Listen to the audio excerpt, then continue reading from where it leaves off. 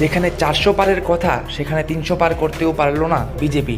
BJP একা পেল মাত্র 240টি আসন, আর এনডিএ জোট করল কেবল 293, ছুঁতে পারল না 300-এর আঁকড়া। হ্যাঁ, অবশ্যই সরকার করার ক্ষমতা বিজেপির বেশি, তবে ইন্ডিয়া জোটও পিছিয়ে নেই। ইন্ডিয়া জোটের দখলে রয়েছে 234টি আসন। এখন ইন্ডিয়া জোটও চেষ্টা করছে সরকার করতে। নীতিশ কুমার এবং চন্দ্রকান্ত নাইডুকে আনতে মরিয়া বিরোধী জোট। বলে রাখি, নীতিশ এবং চন্দ্রকান্ত শেষে যোগ দিয়েছিল এনডিএ জোটে।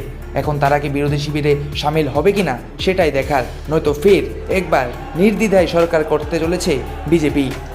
ধর্মের নামে ভোট নেওয়া বিজেপিও রাম মন্দিরের ফৈজাবাদ আসন ধরে রাখতে পারল না। অপরদিকে মহারাষ্ট্র, উত্তরপ্রদেশেও ব্যাপক ধাক্কা খেতে হয়েছে বিজেপিকে। লোকসভাতে নাকি উত্তরপ্রদেশ সিদ্ধান্ত নেয় কে সরকার করবে, আর এই উত্তরপ্রদেশেই জোর ধাক্কা দিল বিজেপিকে।